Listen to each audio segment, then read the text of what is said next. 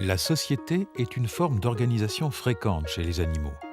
Unis par des services réciproques, un ensemble d'individus s'organise en vue de leur intérêt commun. L'homme, par exemple, au cours de sa jeune histoire, a inventé de multiples modes de vie collective. Malgré la diversité des sociétés à travers le monde et les âges, les systèmes d'échange se résument en 3 grandes catégories.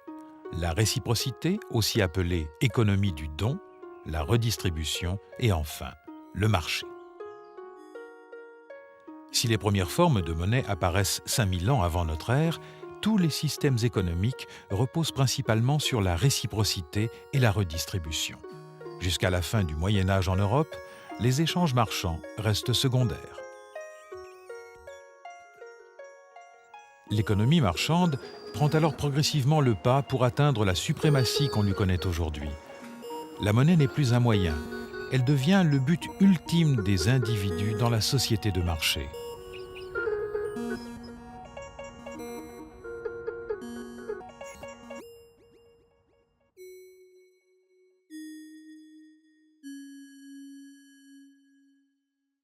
Money that is a drug.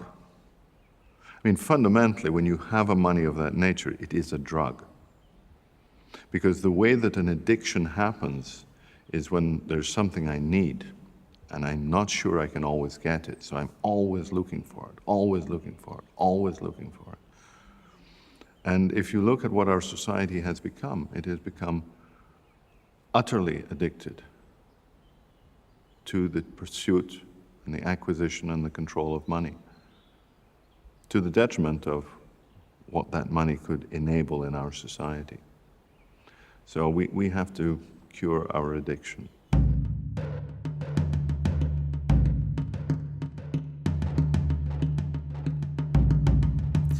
D'abord, tous les cours d'économie commencent par définir l'argent en tant que leur fonction, ce que fait l'argent. Mais ils ne définissent jamais ce qu'est l'argent. La monnaie, c'est normalement un moyen pour faciliter l'échange et la création de richesses. C'est un fluide. La monnaie, c'est ce qu'on pourrait définir comme une institution sociale. C'est quelque chose qui se construit dans une société et qui a un rôle de lien social. When we say that money really is information, we are pointing to the point that it's like a centimeter, it's like an hour, it's like a degree centigrade. And we are not short of measures. Une autre manière d'avoir l'argent, c'est une croyance. En fait, c'est une croyance que d'autres gens vont croire. J'accepte ce bout de papier parce que je sais que d'autres gens vont accepter ce bout de papier.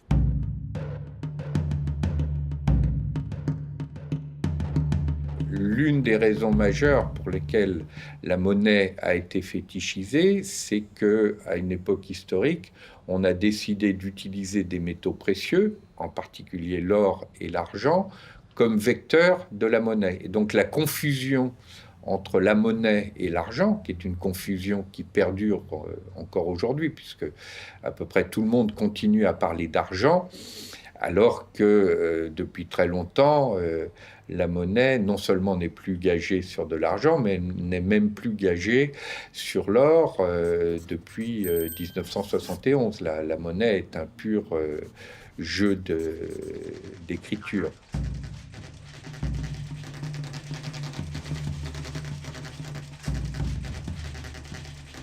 The society is made up of people competing to find this scarce money.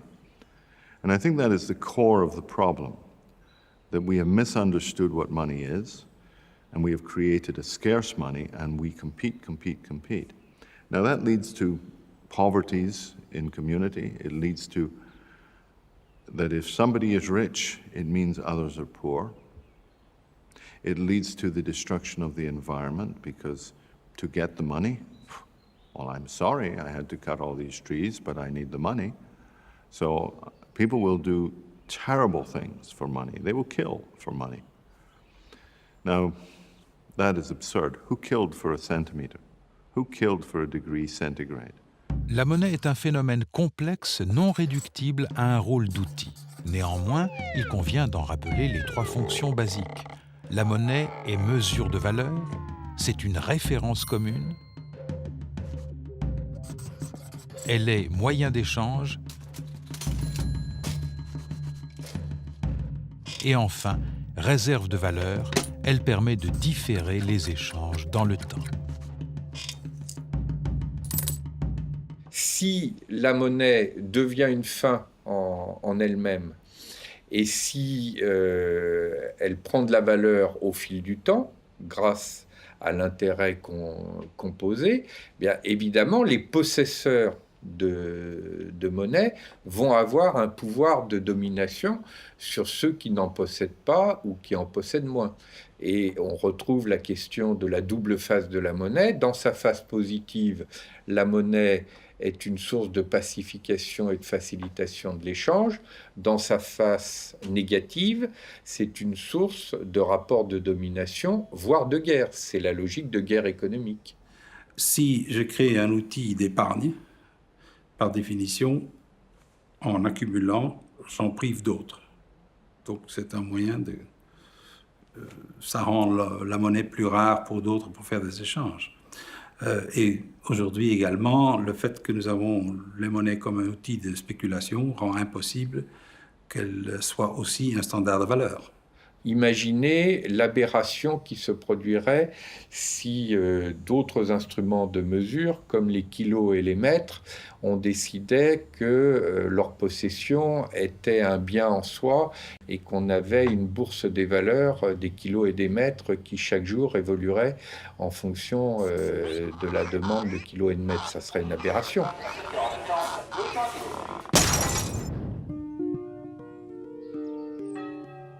Quelle que soit la région du monde, dans les sociétés marchandes, les monnaies officielles présentent diverses aberrations.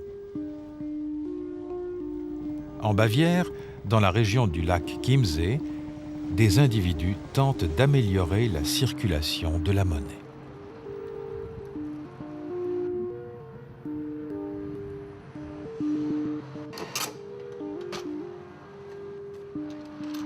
Also wir sind ein Betrieb, Landwirtschaft und Bäckerei aus der Region. Wir arbeiten seit 1979 im biologisch-dynamischen Bereich und liefern da in diesen Laden hier Brot und Kartoffeln. Und die Chiemgauer Währung ist natürlich für uns jetzt insofern eine ideale Alternative zum Euro, weil wir damit die Geldmittel in der Region belassen und damit die Region fördern. Le Chiemgauer est une monnaie complémentaire émise par l'école Waldorf de Prien. Christian Galleri, professeur d'économie, est l'initiateur de ce projet. Ja, also ich habe mich mit dem Wirtschaftssystem auseinandergesetzt und einfach festgestellt, dass es eine ganz starke Tendenz gibt, größer zu werden, dass vieles konzentriert wird an Standorten irgendwo in der Welt und dass weltweit eine Konkurrenz entsteht, die den Regionen halt auch nicht gut tut. Es ist ja so, dass hier in der Region ja durchaus dass die Region relativ wohlhabend ist und dass es eigentlich gar nicht so wenig Geld gibt. Hier in der Region haben wir eher die Situation gesehen, dass das Geld nicht richtig verwendet wird und dass das Geld nicht richtig im Umlauf ist. Also ich heiße Sophia und bin 15 Jahre und gehe auch in die 9. Klasse. Es sind 11 Schüler hier tätig. Und das hat jeder einen Bereich, oder es gibt halt zum Beispiel Design oder Produktion. Ein Chiemgauer entsteht dann, wenn ein Kunde Euro gibt und Chiemgauer möchte.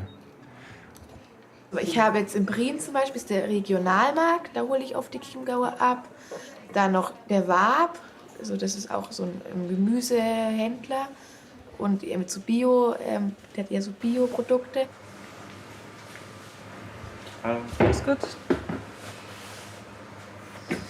Es ist alleine diese Bewusstseinsbildung, die hinter dem Chiemgauer steckt. Allein diese Aufklärungsarbeit, dass wir uns hier in der Region nur durch gegenseitige Hilfe und Unterstützung auch weiterbringen können. Der Anderlbauer, der also seinen ganzen Käse, den er zu uns liefert, also den Bedarf, den wir hier so haben, das sind monatlich an die 1.000 Euro, die wir mit dem Chiemgauer bei ihm bezahlen.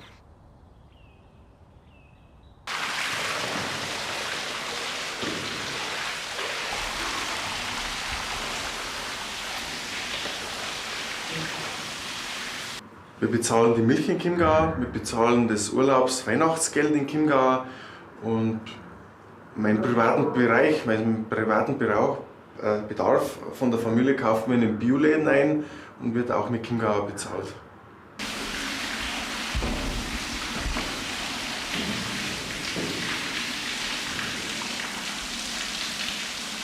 Ich finde es einfach wichtig, dass man im Chiemgau eine in Anführungszeichen eigene Währung hat.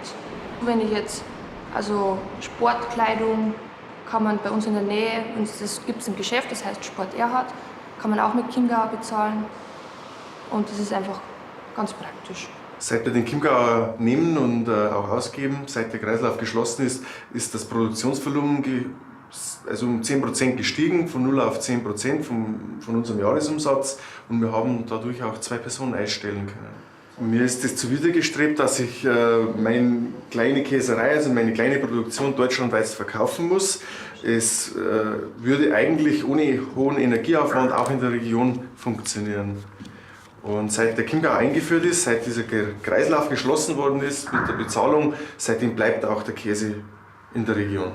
Wir haben die Entwicklung überregional, dass diese kleinstrukturierte Vielfalt eher wegbricht. Der Trend geht zu großen Gewerbegebieten, großen Konzernen, multinationalen Konzernen und diese heimischen Geschäfte, an denen sehr viele Arbeits- und Ausbildungsplätze hängen, haben zunehmend Schwierigkeiten, sich auf dem Markt zu behaupten.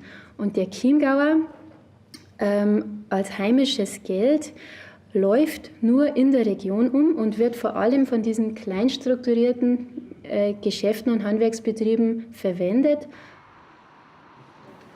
Ein Gutschein läuft immer ein Vierteljahr, also bis zum Quartalsende.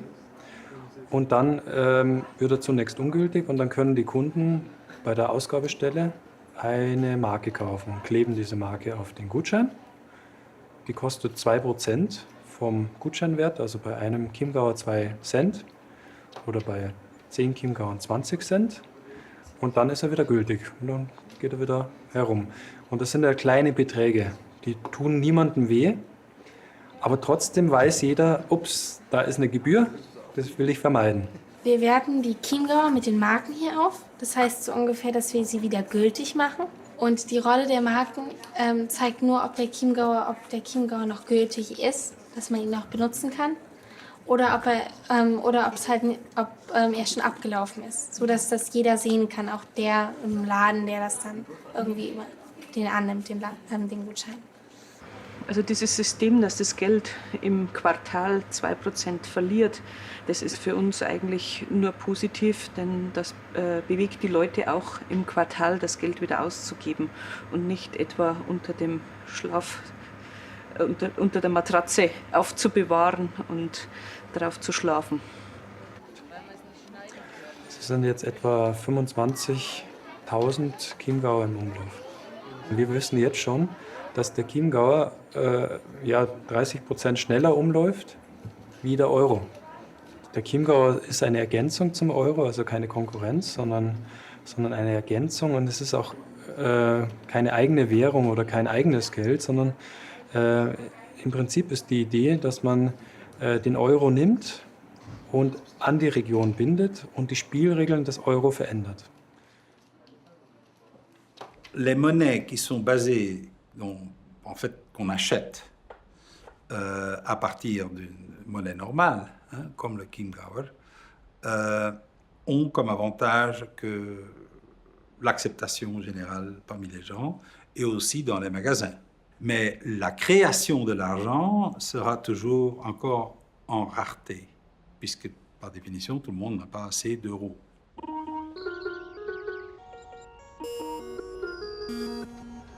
L'euro a été mis en place pour plusieurs raisons. La première raison, qui a été d'ailleurs, qui est une bonne raison, à mon avis, c'est de lutter contre la spéculation. Aujourd'hui, il y a 12 pays qui sont dans la zone euro. Donc ça correspond à 12 monnaies nationales qui existaient avant. Donc le franc, le mark, la lire italienne, la peseta espagnole, etc. Ces monnaies étaient en concurrence les unes avec les autres. Et donc, lorsqu'il y avait des tensions spéculatives, c'est-à-dire lorsque des opérateurs sur le marché jouaient une monnaie contre l'autre, ça créait de l'instabilité qui était nuisible au fonctionnement de l'économie. Dans la nature, l'euro est exactement identique aux monnaies antérieures, c'est-à-dire elles sont des monnaies créées de rien par le système bancaire avec des taux d'intérêt et tout le mécanisme qui est caractéristique des monnaies classiques.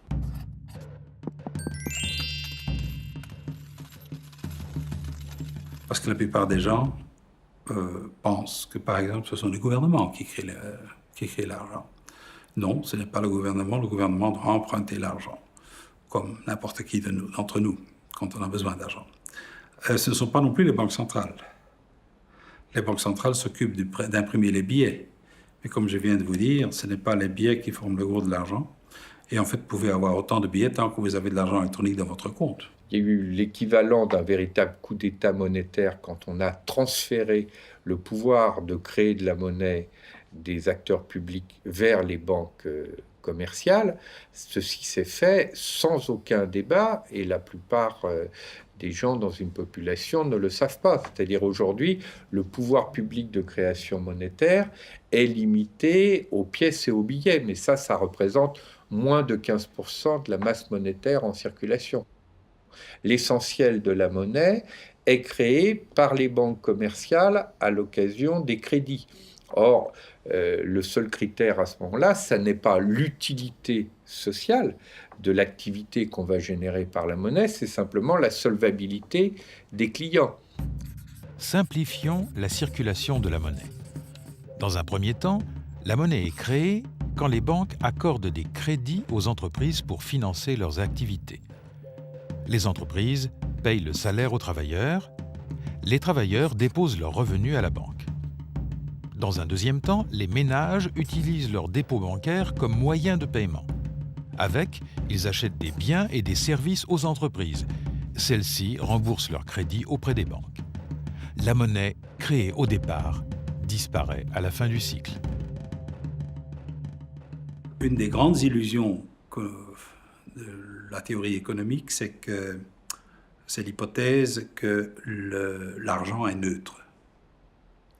Que l'on prétend, en fait on ne le dit jamais, mais c'est l'hypothèse qui est sous-jacente à l'ensemble de la théorie, qu'une monnaie est invariablement neutre, c'est-à-dire qu'elle n'affecte pas les genres de transactions qui sont effectuées, ni les relations entre les gens qui participent dans ces échanges. À quoi ça sert que j'ai le pouvoir d'échanger avec des groupes de personnes qui vivent à 10 000 km de chez moi si le fonctionnement de la monnaie a pour effet de placer en situation de chômage, de pauvreté, voire de misère et d'exclusion des personnes qui vivent à quelques centaines de mètres de chez moi? Et je pense que la monnaie n'est pas neutre. Pourquoi ? Parce que justement, la manière dont la monnaie circule, la manière dont elle est gérée par les banques et par les autorités monétaires, a un impact direct sur l'activité économique et bien plus sur la société, le fonctionnement de la société, par exemple, encore une fois, sur les questions de répartition des richesses, sur la question des inégalités, sur la question de l'emploi, par exemple.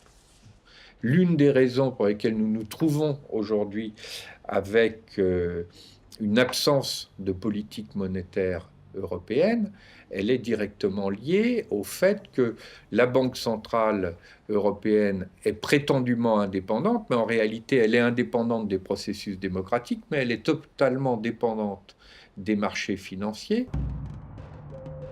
Les autorités publiques renient l'implication de la monnaie dans l'organisation de la société. Elles abandonnent leur pouvoir d'émission et de contrôle aux financiers et aux banques privées.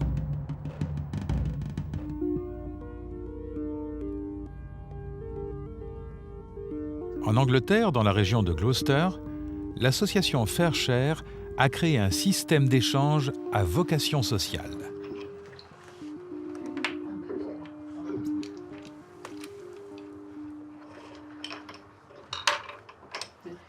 Meeting like this for games like this is through FairShares. So that's four. That's on the double. four. So That's 4, 5, 6, 7. Yes, and what is that letter 14. There? It's when my mother came to live with me a few years ago. She moved from Brighton because she wasn't able to live on her own anymore. And she came without really knowing many people around. So I contacted Julie at Fair Shares and Julie suggested that we should have little groups of people here for a meal, which I liked the idea very much.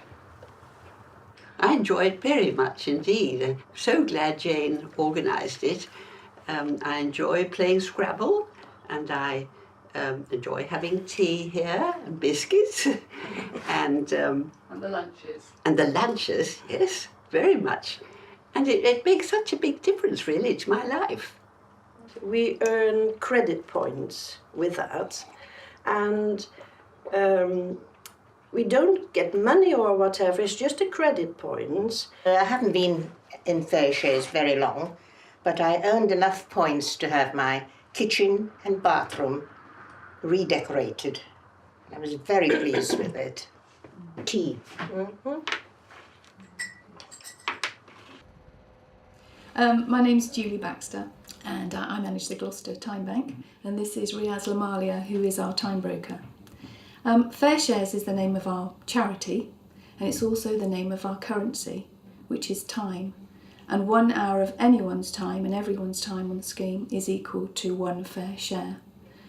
The concept is that people exchange their time giving services to other people in the community, and you can join as an individual or you can join as a group or organisation.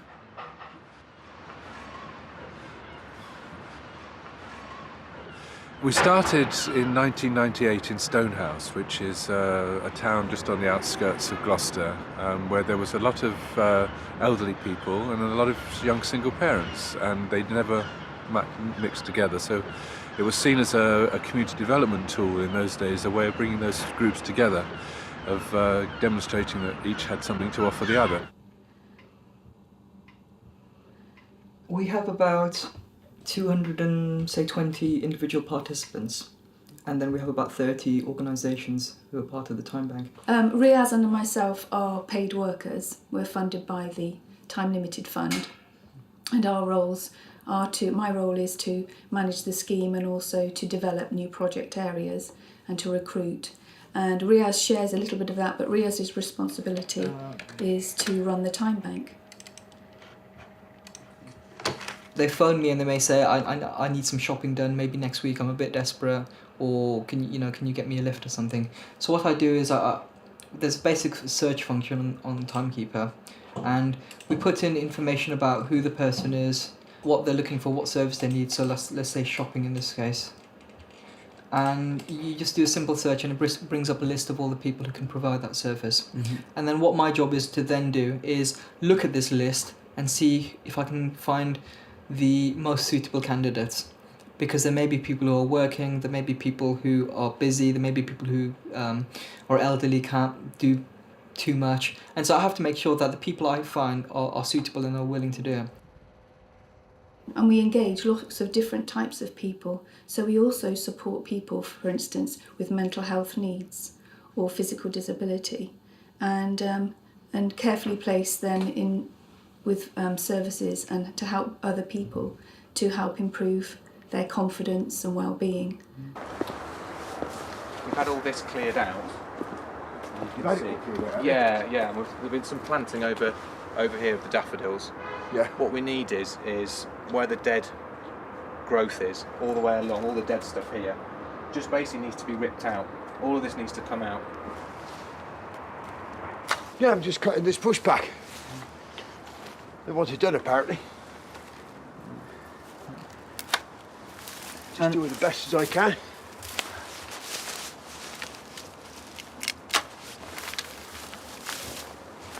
It's good fun. Meet nice people.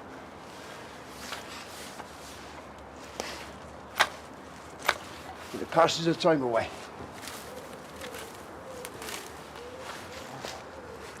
Better than being stuck in the house. Better than being stuck in the house doing nothing. Yeah. You're out in the fresh air all the time. It's good fun. Decorating is more for the winter. Gardening is more for the summer, like.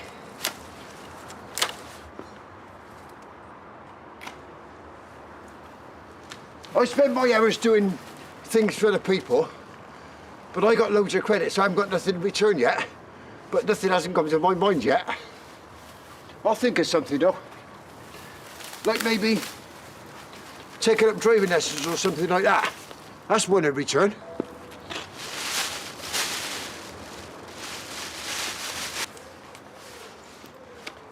The main reason why time banking is becoming so popular is the fact that in this kind of modern age, people are becoming more and more isolated.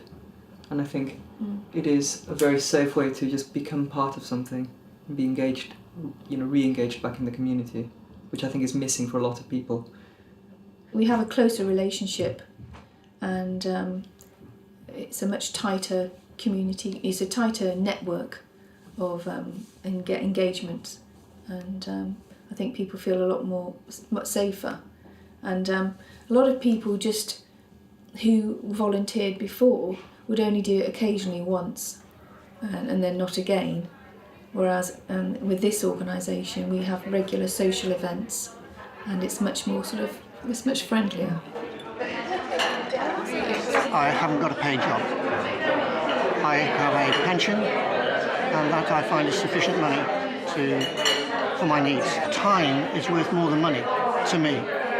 Because if somebody can give me an hour of their time doing a task that I require, regardless of the money factor, that's worth more to me. This whole individualism of looking out for number one. The years of Margaret Thatcher here, many, many years of Tory rule were, don't give a sucker a break, look out for number one. And it's not a very satisfying way to live. So people were looking for some alternative to get back to a sense of community that we used to have. Time banking isn't something new. People helping each other has been going on for centuries. That's just traditional communities. What the time bank is just a way to help that along. And so yes, in a perfect world, the time bank would just disappear because there's no need for it. We have a phrase in England about what goes around comes around. So when we talked about reciprocity in the time bank, giving and exchanging, people knew exactly what we were talking about right from the beginning.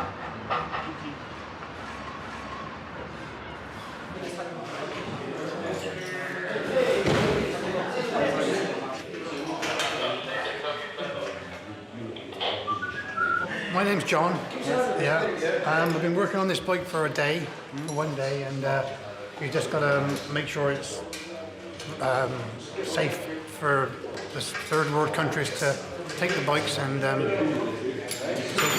it's just a matter of getting the bikes up together so they're safe to ride. I'm just basically repairing. Well, we take the bikes apart, make sure they're all right, and repair them so then at a standard where people can use them in a different different country where people haven't got transport or anything. These get sent there, we fix them, make sure they work all right, and get sent over there so people can use them. Basically, you know what I mean?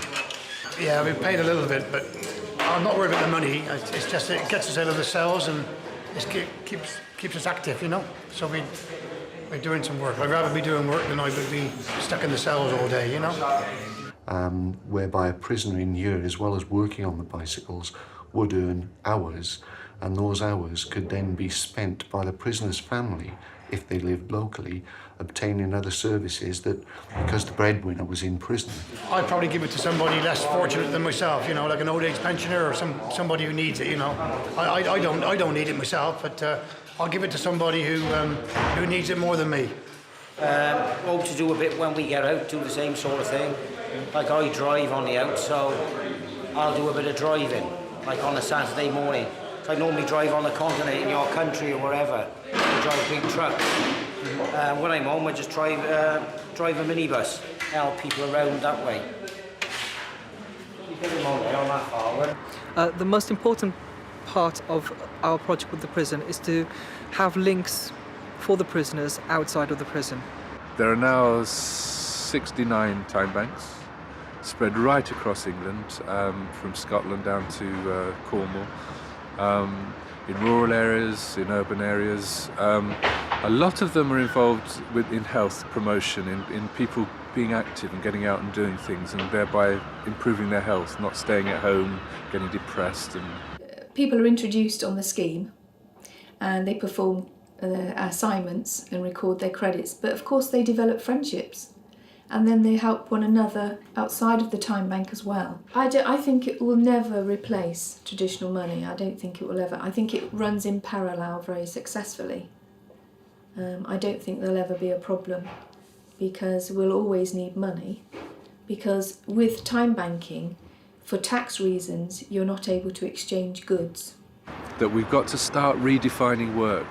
We've got to stop having money define value for us, so that if something's worth something in the marketplace, it's because it's scarce. But the abundance of skills we have out there are valuable on a human level. Revenons à la création de la monnaie officielle. Les banques commerciales émettent la monnaie à l'occasion de crédits. Pour ce service, elles sont rémunérées par les intérêts. Interest is the price for money, like you pay a price for a chair, for a table, for clothes. You pay a price for money. Interest in itself is not such a problem, but interest and compound interest, that is interest on interest, is an exponential growth. En réalité, la notion d'intérêt composé est une notion qui est très dangereuse parce qu'elle confond la rétribution légitime d'un service avec la croyance que l'argent, parce que là justement on est dans une logique de l'argent qui non seulement aurait de la valeur en soi, mais aurait même la capacité de progresser en ordre de richesse dans le temps. It's 1 Milliarde Euro per day in Germany, which is being redistributed from the people who work, 80% of the population, to 10% of the population who can put their money to work. And that is a form of slavery which the slaves, the people who pay, don't even understand. Il faut toujours qu'on augmente, que la croissance de l'économie ait lieu, de façon à ce que l'on puisse créer davantage de l'argent pour rembourser les intérêts des années précédentes. On est obligé de croître. On ne peut pas s'arrêter. Parce que si on s'arrête, eh bien, tout le système bloque. We need growth, growth, growth, and you ask yourself, why, what for? Is there not a limit to growth? Like, do we not stop growing and how can you have growth, endless growth, on a planet that is finite, that is not, that is not unlimited? Selon les Nations Unies, en 1999, la fortune des 225 individus les plus riches était égale aux revenus annuels des 2,5 milliards d'êtres humains les plus pauvres. Pour eux, on peut dire que la monnaie est rare et qu'elle est artificiellement rare, c'est-à-dire que ces 2,5 milliards d'êtres humains à peu près ont une capacité d'échange, de création qui va se trouver stérilisée par le fait qu'ils n'ont pas ou pas assez de monnaie. Inversement, pour les 225 personnes qui ont ces fortunes absolument démentielles, là, elles sont dans un excès de monnaie, et d'ailleurs, on voit bien qu'elles ne réinjectent pas l'essentiel de ces sommes à l'intérieur de l'économie réelle. Ces sommes alimentent l'économie financière, bulle virtuelle dans laquelle tourne toujours plus de monnaie. Dans cette logique de spéculation, la monnaie n'a plus d'autre fonction que de générer encore plus de monnaie. Le verbe spéculer, c'est une anticipation sur l'avenir. La spéculation a comme objectif de gagner de l'argent à partir d'un changement de la valeur de l'unité. Donc j'achète aujourd'hui des dollars ou des yens ou n'importe quelle autre monnaie dans l'espoir que quand je la vendrai dans quelques heures ou dans quelques jours ou dans quelques semaines, cette valeur aura augmenté. La face positive, c'est de dire l'anticipation de l'avenir est quelque chose de légitime dans les sociétés, mais à condition que ça serve véritablement à être une anticipation de l'avenir de l'économie réelle, c'est-à-dire des biens et des services effectifs. il n'y a plus de véritable rapport entre l'économie financière et l'économie réelle. Et vous avez comme ça des masses de monnaie, par exemple, tous les jours, il circule sur le marché des capitaux à peu près 2000 milliards de dollars tous les jours. Alors que le commerce mondial proprement dit, donc qui lui correspond à de l'économie réelle, c'est 8000 milliards de dollars par an. Ainsi, plus de 98% des transactions monétaires journalières ne correspondent pas à des échanges de biens et de services réellement existants. On pourrait dire que, au sens global du terme, il y aurait suffisamment de monnaie, il y en a même probablement trop, mais à condition de recycler cette monnaie de l'économie spéculative dans l'économie réelle. Les CEL sont les systèmes d'échange complémentaires les plus répandus. Ils sont présents dans de nombreuses régions du monde. Ah oui, tu coupes les oreilles? Sur les oreilles, oui, mais tu me laisses devant. Oui.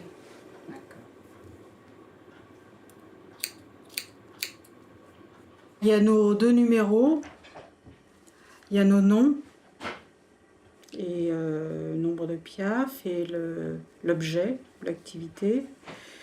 Et c'est en 3 parties, donc chacun garde une petite partie qui lui permet de faire sa comptabilité.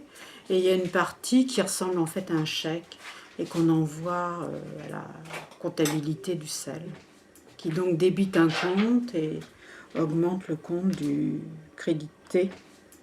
Voilà, t'as plus qu'à signer. CEL, ça veut dire système d'échange local. Donc, on va voir sur ces 3 mots, local. On va commencer par la fin. Donc, il y en a beaucoup, même 3 à Paris, comme je disais, mais il y en a beaucoup en région parisienne, il y en a une vingtaine.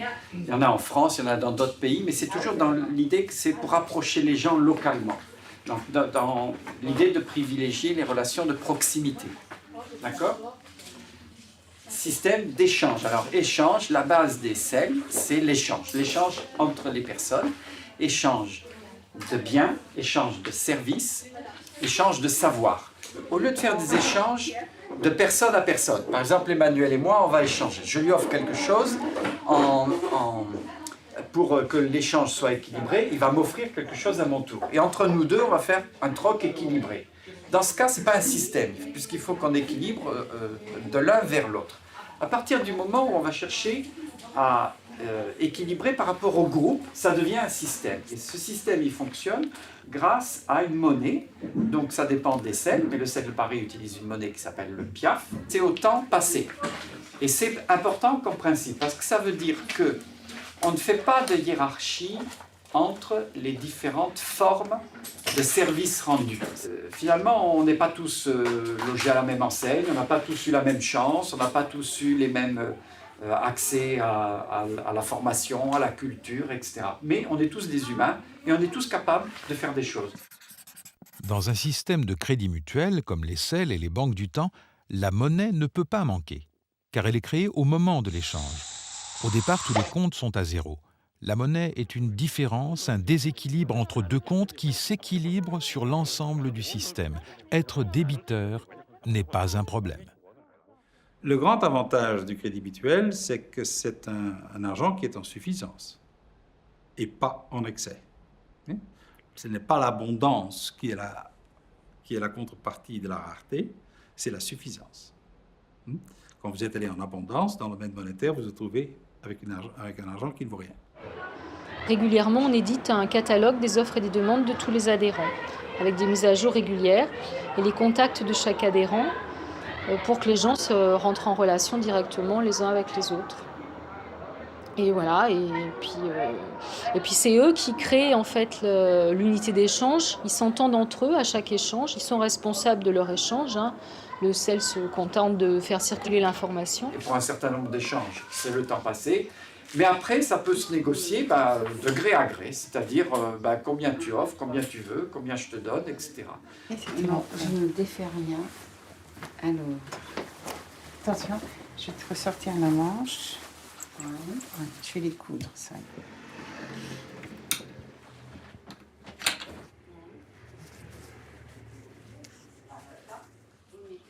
Voilà, ça c'est un impair qu'on a donné à Lucky, qu'elle a eu dans une blé, je crois. Donc qui lui a rien coûté en argent. Et moi je viens lui restaurer ce qui ne coûte rien comme argent.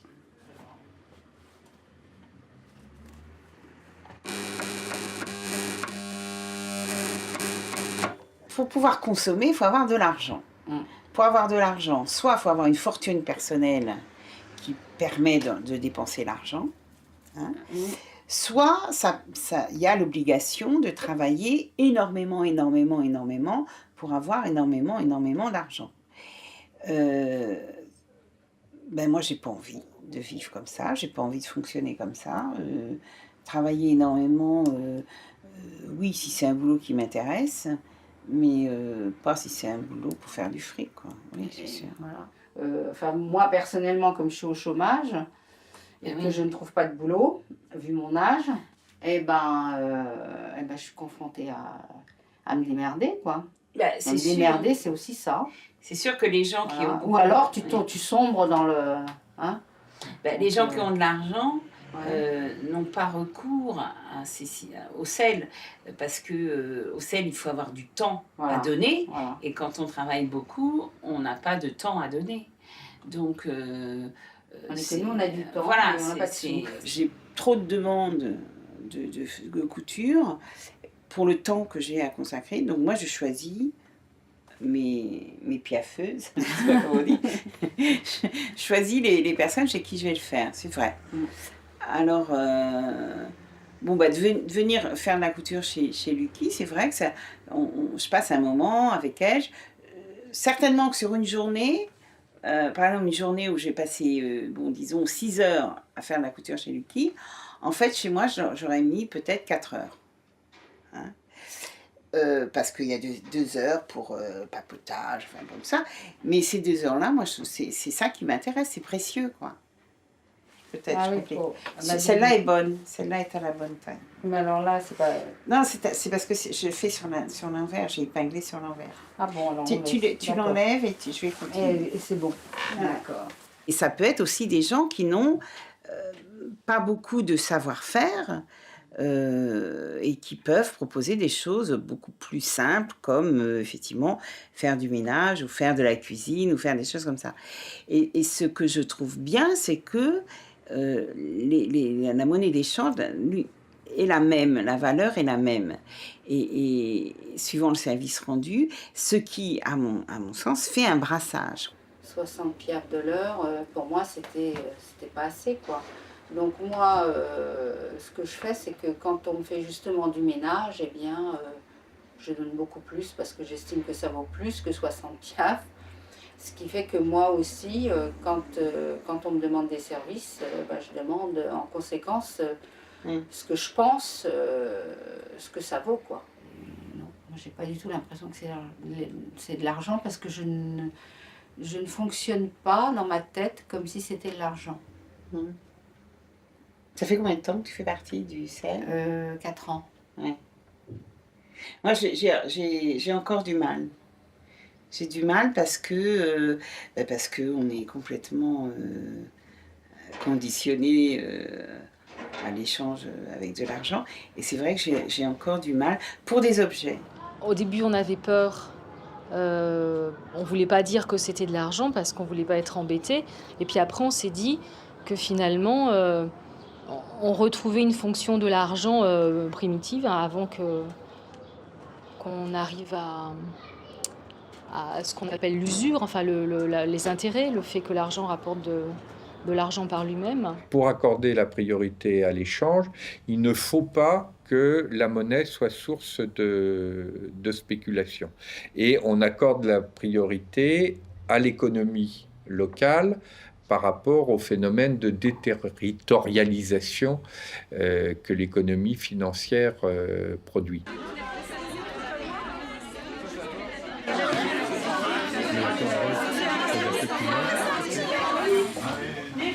Oh, c'est bizarre, il y a une manche.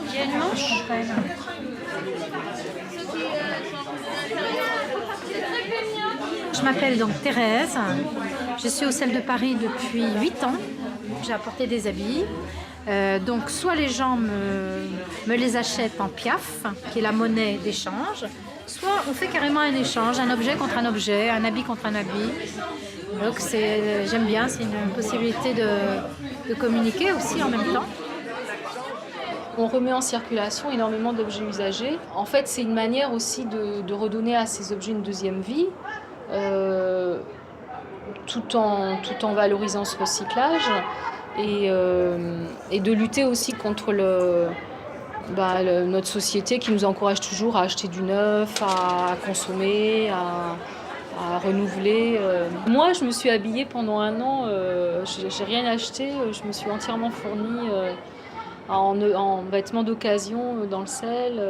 On trouve presque tout dans le sel de Paris. Je connais des gens qui ont vécu pendant plusieurs mois en se logeant à droite à gauche comme ça grâce au sel. Hein.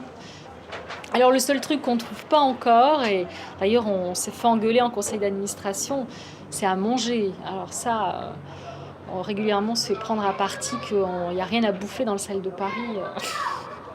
Quand vous allez demander dans un magasin combien d'heures pour une douzaine d'œufs, le type va commencer à demander comment il faut calculer ça, quoi. Hein. Donc ça, c'est une plus grande résistance pour entrer dans le commerce normal.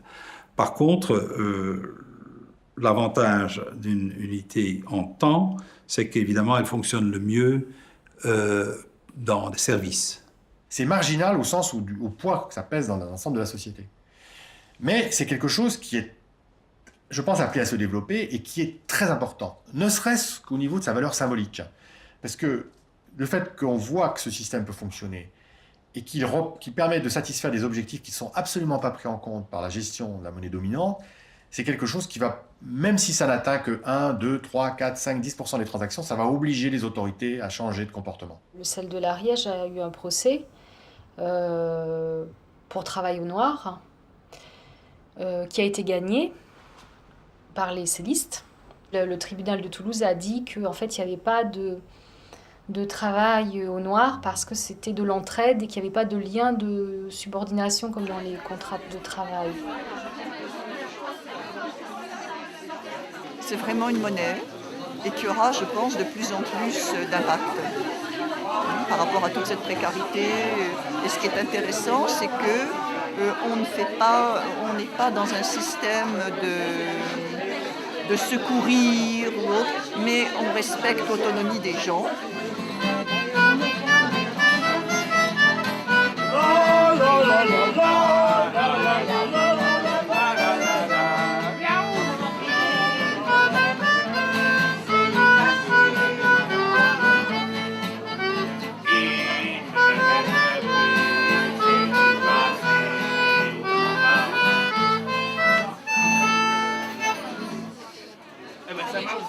L'entraide, effectivement, ça peut faire concurrence au monde du travail, mais le soleil, ça doit faire concurrence aussi aux marchands de chandelles. Et puis les plantes qui se reproduisent spontanément, ça fait concurrence aux multinationales de l'agroalimentaire qui vendent des plants stérilisés et tout ça, mais c'est normal. Et voilà.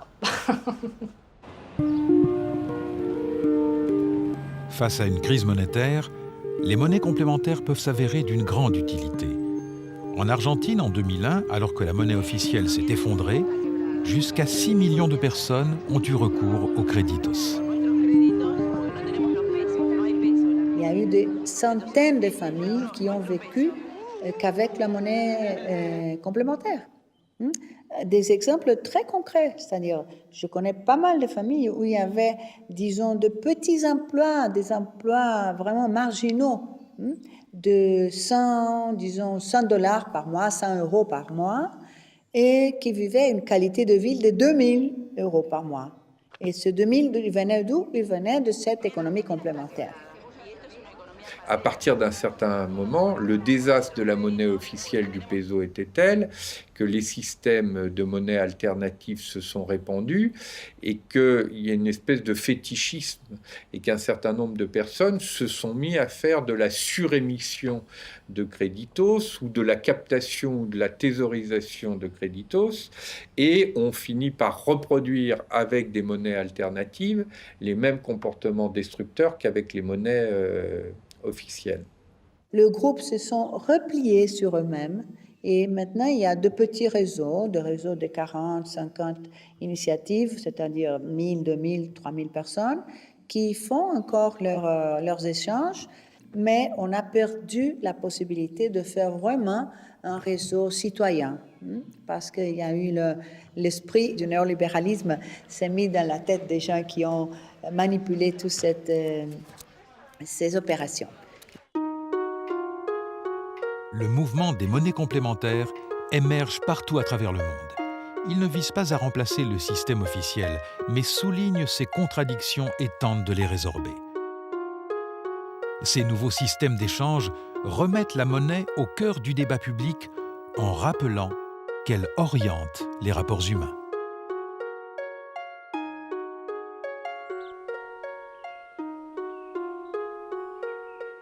Toute cette formule d'économie solidaire dont les monnaies complémentaires s'inscrivent sont une façon de voir l'économie d'une nouvelle façon, c'est-à-dire une vraie économie, c'est-à-dire des règles pour gérer la maison qui est la planète, la maison comme en tout. Donc l'argent doit reprendre son caractère d'utile, pas neutre, mais justement d'utile distributif. Et les monnaies complémentaires représentent cet outil-là, c'est un outil de redistribution de la richesse. Toutes les personnes et tous les groupes qui se trouvent victimes de fait de cette rareté artificielle de monnaie d'un côté et de cet excès de monnaie dans l'économie spéculative devraient normalement avoir intérêt à changer ce système. So if you have a community and work to do, jobs to get done, and there is no money, so make money. Create a money that does enable the processes to happen. Money is one of the most ingenious inventions of mankind, in which this can be, the potential of this invention can finally really serve us, instead of that we serve it.